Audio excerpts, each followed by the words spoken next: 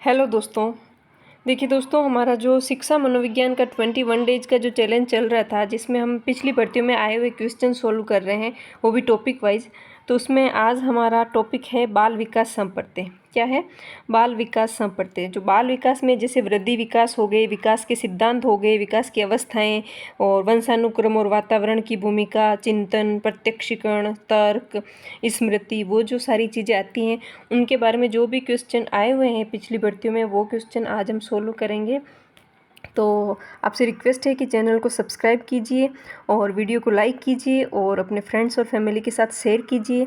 और इस वीडियो को बार बार देखिए। ये जो 21 डेज़ का चैलेंज चल रहा है, इन वीडियोज़ को बार बार देखिए ताकि ये क्वेश्चन आपको अच्छे से याद हो जाए। और इनमें से अगर कोई क्वेश्चन रिपीट होता है एग्ज़ाम में, तो वो क्वेश्चन हमारे गलत नहीं होना चाहिए। तो चलिए आज के क्वेश्चन सोल्व करते हैं। तो आज का हमारा पहला सवाल है, बाल विकास की दृष्टि से निम्न में से कौन सी युक्ति महत्वपूर्ण है? पहला ऑप्शन है भोजन व पोषण, दूसरा है वंशानुक्रम व वातावरण, सी है प्रेम व देखभाल, व डी है वंशानुक्रम एवं शिक्षा। तो इसका सही आंसर होगा बी, वंशानुक्रम एवं वातावरण। यानी बाल विकास की दृष्टि से वंशानुक्रम एवं वातावरण महत्वपूर्ण है। ठीक है, ये प्रधानाध्यापक परीक्षा 2012 में आया हुआ क्वेश्चन है। नेक्स्ट सवाल है, अपने शिष्य के संवेगात्मक विकास के लिए अध्यापक को चाहिए कि वह, इसका सही आंसर होगा बी, वे अपने शिष्य के प्रति प्रेम व स्नेह विकसित करें। अध्यापक को क्या करना चाहिए? अपने शिष्य के प्रति प्रेम और स्नेह विकसित करना चाहिए। अगला सवाल है, कोहलबर्ग के अनुसार सही और गलत प्रश्न के बारे में निर्णय लेने में शामिल चिंतन प्रक्रिया को कहा जाता है। यानी कोहलबर्ग के अनुसार सही और गलत प्रश्न के बारे में निर्णय लेने में शामिल जो चिंतन होता है, जो चिंतन प्रक्रिया होती है, उसको क्या कहा जाता है? तो उसको नैतिक तर्कणा कहा जाता है। क्या कहा जाता है? नैतिक तर्कणा। यानी कि कोहलबर्ग के अनुसार नैतिक तर्कणा एक ऐसी प्रक्रिया है जिसके द्वारा सही और गलत प्रश्न के बारे में निर्णय लेने के लिए चिंतन प्रक्रिया की जाती है। ठीक है। अगला सवाल है, निम्नलिखित में से कौन सी मूल प्रवृत्ति बच्चों को सीखने के लिए अभिप्रेरित करने हेतु काम में ली जाती? निम्न में से कौन सी मूल प्रवृत्ति, किसके बारे में पूछा हुआ? मूल प्रवृत्ति बच्चों को सीखने के लिए अभिप्रेरित करने हेतु काम में ली जाती है। यानी कौन सी मूल प्रवृत्ति बच्चों को मोटिवेट करने के लिए काम में ली जाती है? तो इसका सही आंसर होगा बी, यानी कि जिज्ञासा। ठीक है, जिज्ञासा। अगला सवाल है, हकलाने का मनोवैज्ञानिक कारण है। हकलाने का मनोवैज्ञानिक कारण है घर तथा विद्यालय का तनावपूर्ण वातावरण, शब्द भंडार अपर्याप्त होना, संवेगों का तीव्र प्रवाह, त्रुटिपूर्ण वाक्शैली। तो इसका सही आंसर होगा सी, संवेगों का तीव्र प्रवाह। अगर किसी व्यक्ति के अंदर संवेगों का तीव्र प्रवाह है तो वो हकलाने का मनोवैज्ञानिक कारण हो सकता है। अगला सवाल देखिए दोस्तों, जिस प्रक्रिया में व्यक्ति मानव कल्याण के लिए परस्पर निर्भर रहकर व्यवहार करना सीखता है, वह प्रक्रिया है समाजीकरण, भाषा विकास, वैयक्तिक मूल्य या सामाजिक परिपक्वता। तो इसका सही आंसर होगा समाजीकरण। क्या है? समाजीकरण। यानी कि समाजीकरण में व्यक्ति मानव कल्याण के लिए परस्पर निर्भर रहकर व्यवहार करना सीखता है। ठीक है। अगला सवाल है, विकास के किस आयाम के संबंध में पियाजे के विचार कोहलबर्ग के विचार के समान हैं? तो इसका आंसर होगा डी, ज्ञानात्मक विकास। यानी कि ज्ञानात्मक विकास के संबंध में पियाजे और कोहलबर्ग के विचार एक जैसे हैं। ठीक है, जो ज्ञानात्मक विकास होता है ना, उसके बारे में पियाजे और कोहलबर्ग ने एक जैसे विचार दिए हैं। ठीक है। नेक्स्ट सवाल है, निम्न में से कौन सा विकास का सिद्धांत नहीं है? ये चार विकास के सिद्धांत दिए हुए, तो कौन सा, चार सिद्धांत दिए हुए, तो कौन सा विकास का सिद्धांत नहीं है? मतलब तीन तो है और एक नहीं है। तो निश्चित प्रतिमान का सिद्धांत, ये विकास का सिद्धांत है। समन्वय का सिद्धांत, ये भी है। निरंतरता का सिद्धांत, ये भी है। लेकिन विशिष्ट से सामान्य अनुक्रियाओं की ओर बढ़ने का सिद्धांत, ये विकास का सिद्धांत नहीं है। ठीक है। अगला सवाल है कि विकास का मनोसामाजिक अवस्था दृष्टिकोण प्रतिपादित किया गया किसके द्वारा, है ना? तो ये एरिक्सन द्वारा। विकास का मनोसामाजिक अवस्था दृष्टिकोण, मनोसामाजिक अवस्था दृष्टिकोण किसने प्रतिपादित किया? एरिक्सन ने। अगला सवाल है, वृद्धि एवं विकास का मुख्य सिद्धांत है तत्परता का नियम, एकता का नियम, वैयक्तिक अंतर का सिद्धांत या इनमें से सभी। तो इसका आंसर होगा वैयक्तिक अंतर का सिद्धांत। यानी कि वैयक्तिक अंतर का जो सिद्धांत है, ये वृद्धि एवं विकास का मुख्य सिद्धांत है। क्या है? वृद्धि और विकास का मुख्य सिद्धांत। तो दोस्तों अगला सवाल है कि किशोरावस्था की अवधि है, तो किशोरावस्था की अवधि है 12 से 19 वर्ष। 12 से 19 वर्ष की जो आयु है उसको हम किशोरावस्था कहते हैं। ठीक है। अगला है कि विधायकता की मूल प्रवृत्ति किस अवस्था में विकसित होती है। विधायकता की मूल प्रवृत्ति किस अवस्था में विकसित होती है। तो विधायकता की जो मूल प्रवृत्ति है वो बाल्यावस्था में विकसित होती है। कब होती है? बाल्यावस्था में। नेक्स्ट सवाल है खिलौनों की आयु यानी टॉय एज किसे कहा जाता है। किस आयु को खिलौनों की आयु कहा जाता है या टॉय एज कहा जाता है। तो पूर्व बाल्यावस्था। किसे? पूर्व बाल्यावस्था को टॉय एज कहा जाता है। ये रीट फर्स्ट लेवल 2011 में आया हुआ है। अगला सवाल है निम्नलिखित में से कौन सी पूर्व बाल्यावस्था की विशेषता नहीं है। पूर्व बाल्यावस्था की विशेषता नहीं है। दल व समूह में रहने की, अनुकरण करने की, प्रश्न करने की या खेलने की। तो दल या समूह में रहने की ये जो विशेषता है पूर्व बाल्यावस्था की विशेषता नहीं है। बच्चा थोड़ा बड़ा हो जाता, बाल्यावस्था में आता है ना, उत्तर बाल्यावस्था में, तब वो समूह में रहने की उसकी आदत होती, उसकी विशेषता होती है। लेकिन जो पूर्व बाल्यावस्था होती है यानी शैशवावस्था खत्म होती, जो उसको पूर्व बाल्यावस्था कहते हैं, उसमें अनुकरण करने की यानी आप जैसे हम जैसे करेंगे मतलब वैसे ही बच्चा करेगा, अनुकरण करेगा नहीं यानी नकल करेगा। प्रश्न करने की मतलब कि पूर्व बाल्यावस्था में बच्चे के मन के अंदर बहुत सारी जिज्ञासा होती है, हर चीज़ को जानने की इच्छा होती है, ये चीज़ क्या है, क्यों है, कैसे है। ठीक है। तो प्रश्न करने की ये भी विशेषता होती है और खेलने की, ये 3 विशेषताएं होती हैं, अनुकरण, प्रश्न और खेलने की। दल व समूह में रहने की उसकी ये जो विशेषता बाल्यावस्था की विशेषता नहीं है। ठीक है। अगला सवाल है शैशवावस्था में बालक में कौन सी विशेषताएं पाई जाती हैं। शैशवावस्था में सहयोग लेना बिल्कुल, अनुकरण करना जी बिल्कुल, आश्रित होना हाँ, तो ये सभी विशेषताएं पाई जाती हैं। ठीक है।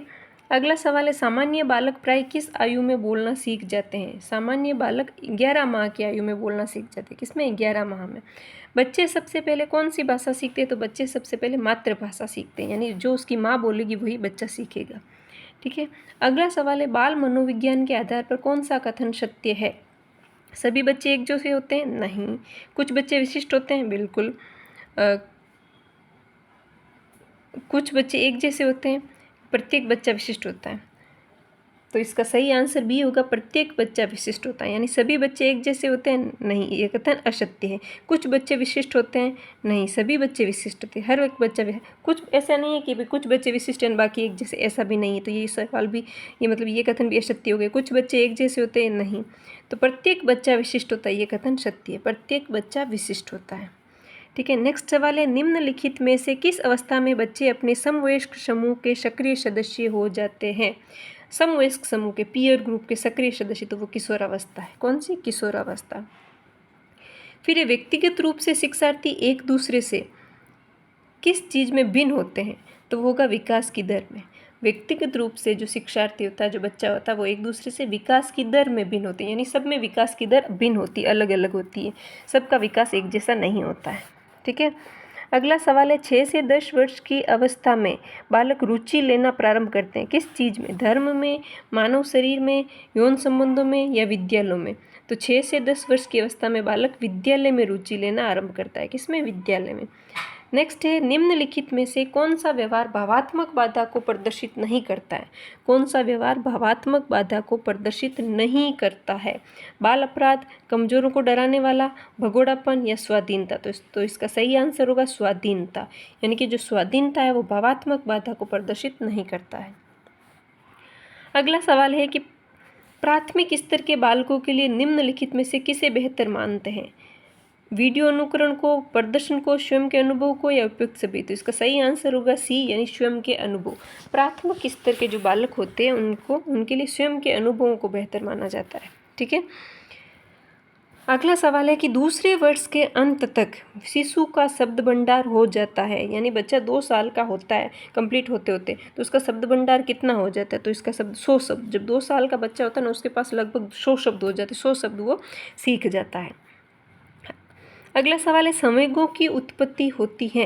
तो संवेगों की उत्पत्ति मूल प्रवृत्तियों से होती है। किससे होती है? मूल प्रवृत्तियों से। नेक्स्ट है शर्म तथा गर्व जैसी भावना का विकास किस अवस्था में होता है। तो वो बाल्यावस्था में होता है। बाल्यावस्था में शर्म और गर्व जैसी भावना का विकास होता है। अगला सवाल है विकास शुरू होता है विकास शुरू होता है बाल्यावस्था से, प्रसव पूर्व अवस्था से, शेष अवस्था से या पूर्व बाल्यावस्था। तो इसका सही आंसर होगा बी, यानी प्रसव पूर्व अवस्था से, यानी कि बच्चा जब अपनी माँ के पेट में होता है तभी से उसका विकास शुरू हो जाता है।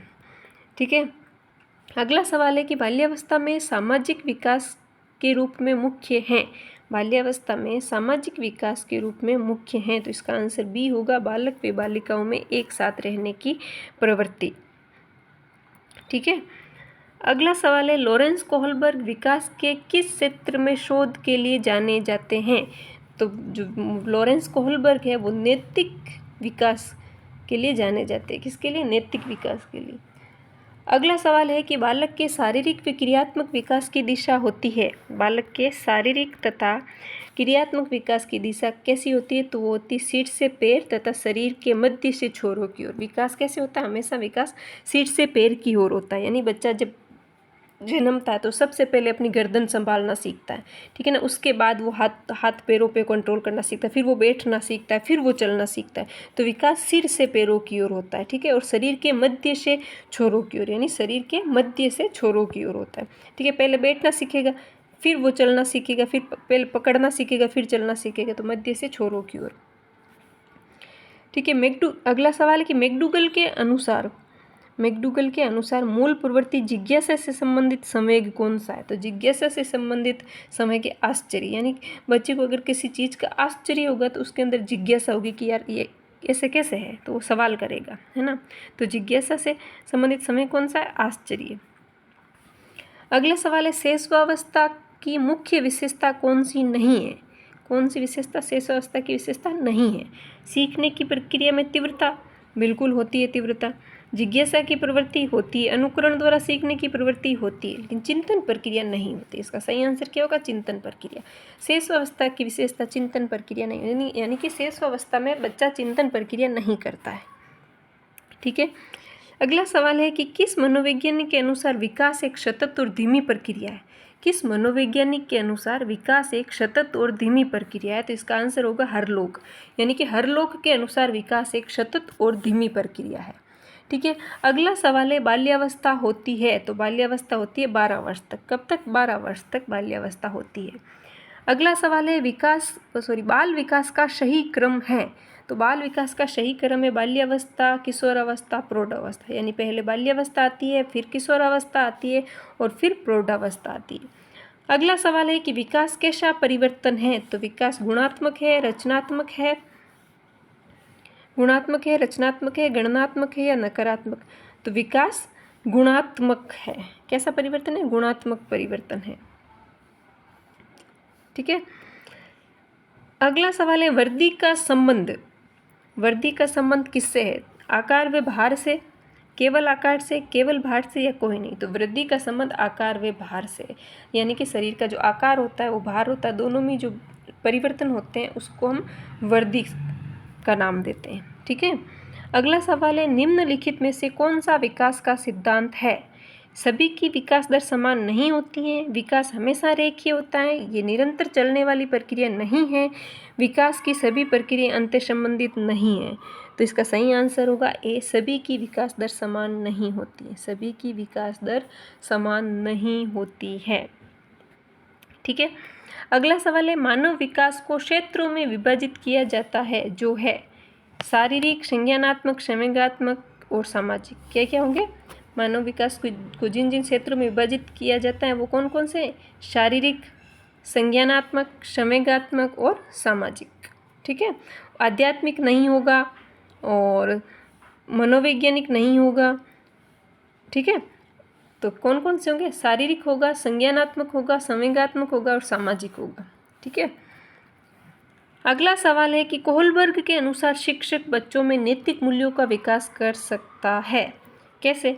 धार्मिक शिक्षा को महत्व देकर, व्यवहार में स्पष्ट नियम बनाकर, नैतिक मुद्दों पर आधारित चर्चाओं में उन्हें शामिल करके, या कैसे व्यवहार किया जाना चाहिए इस पर कठोर निर्देश देकर। तो इसका सही आंसर होगा सी, नैतिक मुद्दों पर आधारित चर्चाओं में उन्हें शामिल करके। कोहलबर्ग कहता है कि एक शिक्षक नैतिक मुद्दों पर आधारित चर्चाओं में बच्चों को शामिल करके बच्चों के नैतिक मूल्यों का विकास कर सकता है। ठीक है, अगला सवाल है, बालक अपने व्यवहार की सामाजिक स्वीकृति किस अवस्था में चाहता है? बालक अपने व्यवहार की सामाजिक स्वीकृति किस अवस्था में चाहता है? तो इसका आंसर होगा ए, किशोर अवस्था। अगला सवाल है कि एक बच्चा कक्षा में प्राय प्रश्न पूछता है, उचित रूप से इसका अर्थ है कि वह शरारती है, असामान्य है, जिज्ञासु है या प्रतिभाशाली है? तो इसका सही आंसर होगा बी, जिज्ञासु। अगर बच्चा जिज्ञासु होगा तभी वो प्रश्न पूछेगा। ठीक है, तो नेक्स्ट देखिए कि निम्न में से किसका अर्थ आकार बढ़ने से है? तो अभिवृद्धि। अभी एक पहले सवाल और आया था, अभिवृद्धि। अभिवृद्धि का अर्थ होता है आकार, उसके आकार में वृद्धि। ठीक है, अगला सवाल है, मानव विकास किन दोनों के योगदानों का परिणाम है? तो ऑप्शन देखिए, अभिभावक व अध्यापक, सामाजिक एवं सांस्कृतिक कारण, वंशानुक्रम एवं वातावरण, या इनमें से कोई नहीं? तो इसका सही आंसर होगा सी, यानी कि वंशानुक्रम एवं वातावरण। मानव विकास जो है वो वंशानुक्रम व वातावरण का परिणाम है। अगला सवाल है कि विकास का अर्थ है, विकास का अर्थ क्या है? परिवर्तनों की उत्तरोत्तर श्रृंखला, अभिप्रेरणा के फलस्वरूप होने वाले परिवर्तनों की उत्तरोत्तर श्रृंखला, अभिप्रेरणा व अनुभव के फलस्वरूप होने वाले परिवर्तनों की उत्तरोत्तर श्रृंखला, परिपक्वता व अनुभव के फलस्वरूप होने वाले परिवर्तनों की श्रृंखला। तो इसका सही आंसर होगा सी, अभिप्रेरणा एवं अनुभव के फलस्वरूप होने वाले परिवर्तनों की जो उत्तरोत्तर श्रृंखला होती है उसको विकास कहा जाता है। क्या कहा जाता है? विकास। विकास मीन्स अभिप्रेरणा एवं अनुभव के फलस्वरूप होने वाले परिवर्तनों की उत्तरोत्तर श्रृंखला।